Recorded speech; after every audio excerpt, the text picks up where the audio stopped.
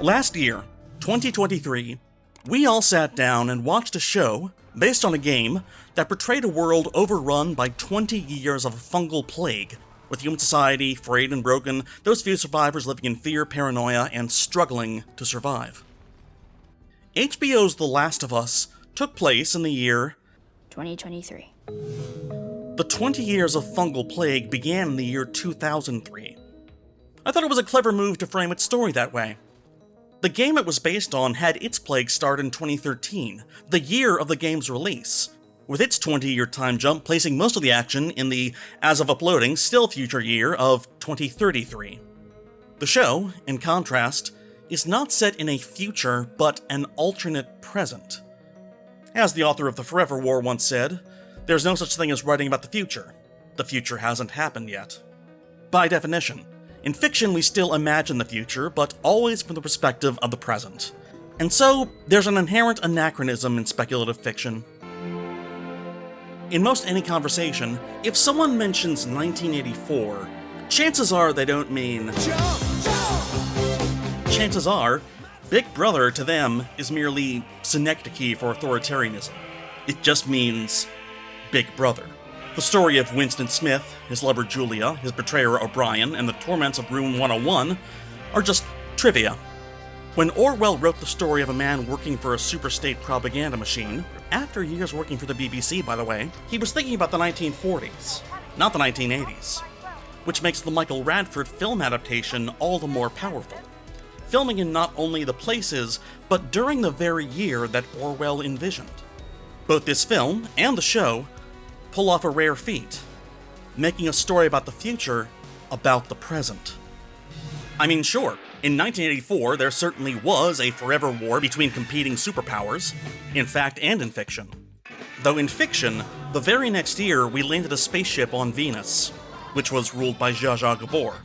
And then, in 1986, Earth's twin planet Mondus returned to our solar system to launch an invasion by the Cybermen. Even within my own lifetime, when I was a newborn, Buck Rogers' spaceship was frozen in time, World War III broke out, then a second civil war turned America into a fascist police state, like, even more so. Crime across the solar system was suppressed by a guy born on the moon calling himself Captain Future, while back on Earth, Boogaloo International Music won the 1994 World Vision Song Festival, the Sons of Jacob took over New England, renamed it the Republic of Gilead, and introduced the handmaid system, the last practitioner of Hokuto Shinken finished his wandering of an Earth devastated by the eugenics wars, which of course ended with Khan Noonien Singh and his followers frozen and launched into space, possibly bumping into Robinsons on the way out. Manhattan was turned into a prison, eugenics wars also destabilized the UK, leading to the rise and fall of the Norse Fire Party. 2 years after averting Judgment Day, unless we didn't and instead some guy in Portland dreamt the world back into existence, we sent the first crewed expedition to Mars, fought a war with Venus, and knocked the moon out of orbit, before we all got high on Substance D and partied like it was 1999. And then, in the year 2000, in the year 2000,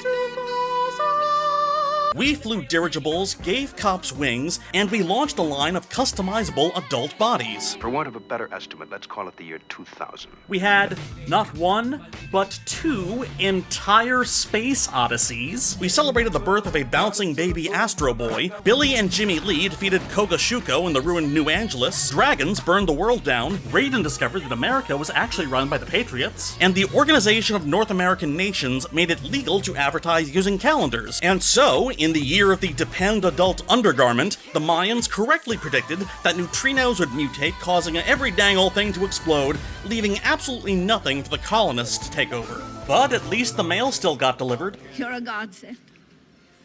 A savior. No, I'm just the postman.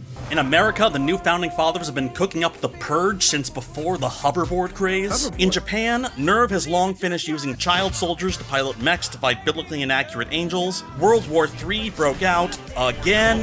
We saw the lights go out on Broadway. But we didn't see the moon Nazis emerge because we were all too busy watching Rollerball.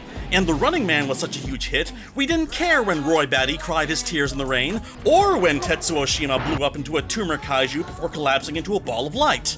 And at the start of our cyberpunk decade, the 2020s, we should have our own C-Labs, the capacity to upload gigabytes of data into a human brain at the expense of acting ability. I want room service! and the market should be flooded with at least 15 distinct flavors of Soylent. Unless it already is. And this coming year of 2024, we're due for Connor McLeod of the Clan McLeod to remember that he comes from the planet Zeist, while Lauren Oya Olamina writes the first verses of the Book of Earthseed as the Gabriel Bell riots break out across San Francisco, Ireland reunifies, and in the deserts of Topeka, a telepathic dog will enable his awful human to become a rapist and cannibal. Oh, what a bleak, horrible future we live in! Don't you mean present? Right, present. Times like this, it occurs to me we were lied to by the Jetsons. According to that show, we were supposed to be tooling around in flying cars by now. Now, Meet George Jetson.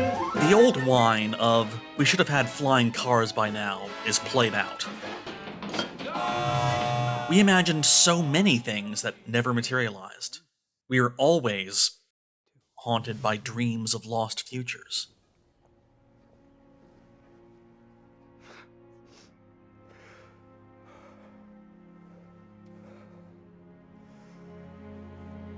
This beautiful neoclassical piece was composed by Max Richter in 2004. Many films and shows have used it since. Harold destroyed.